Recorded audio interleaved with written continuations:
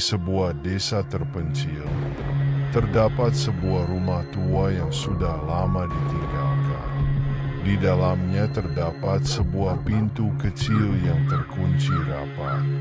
Penduduk desa percaya bahwa pintu itu adalah gerbang menuju alam kubur, tempat di mana jiwa-jiwa yang belum tenang berada.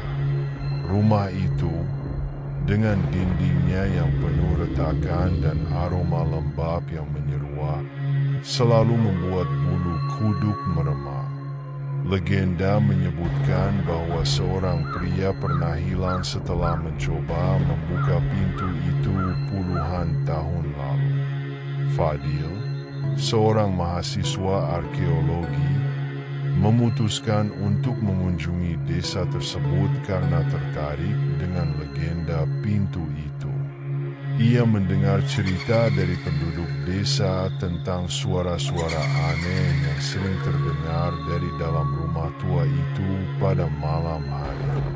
Penduduk desa, terutama Pak Jaya, seorang penjaga desa tua, memperingatkan Fadil untuk menjauh dari rumah itu.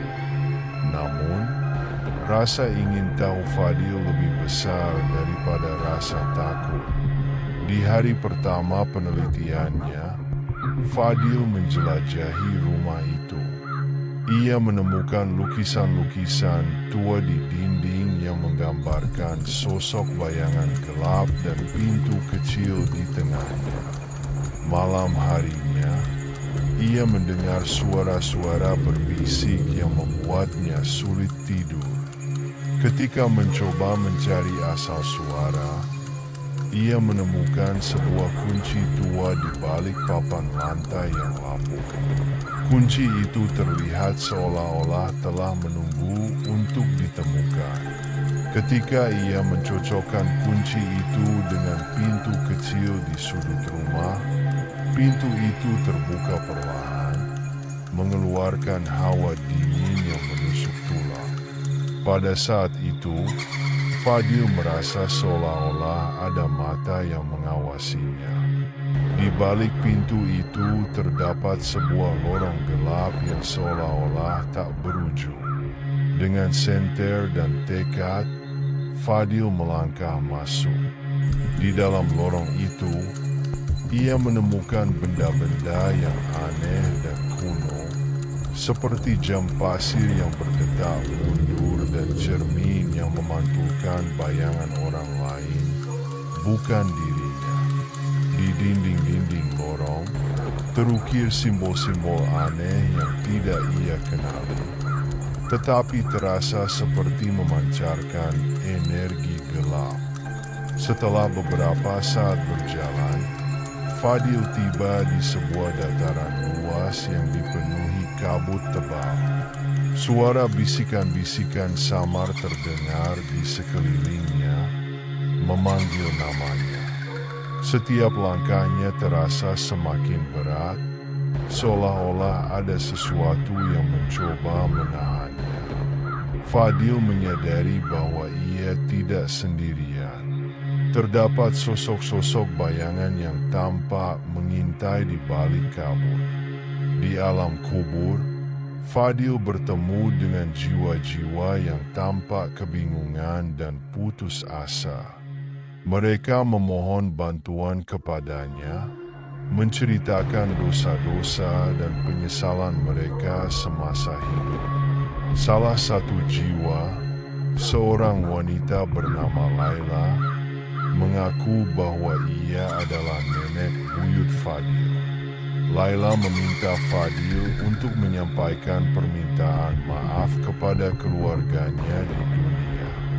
Laila juga menunjukkan sebuah jalan rahasia yang hanya bisa dilihat oleh mereka yang memiliki hubungan darah dengannya.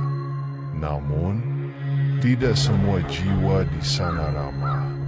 Ada entitas gelap, sosok besar dengan mata merah menyala, yang mengintai, menjaga agar jiwa-jiwa itu tidak dapat pergi. Entitas itu mulai memburu Fadil, memperingatkan bahwa ia tidak seharusnya berada di sana. Dalam pelariannya, Fadil menemukan bahwa jam pasir yang ia temukan dapat melambatkan waktu, memberinya kesempatan untuk melarikan diri dari entitas itu. Dengan bantuan Laila, Fadil menemukan jalan keluar dari alam kubur. Sebelum pergi, ia bersumpah akan membantu jiwa-jiwa itu mendapatkan ketenangan. Dalam perjalanan kembali, ia melihat kilasan masa lalu keluarganya, termasuk rahasia kelam yang selama ini disembunyikan. Ia mulai memahami bahwa keberadaannya di sana bukan kebetulan. Saat kembali ke dunia nyata, Fadil membawa serta jam pasir yang ia temukan sebagai bukti perjalanannya. Namun, ia juga membawa bekas luka di lengannya yang seolah-olah membara setiap kali ia mendekati pintu itu. Setelah kembali, Fadil mulai melakukan penelitian tentang sejarah keluarganya dan cara-cara untuk membantu jiwa-jiwa yang terjebak.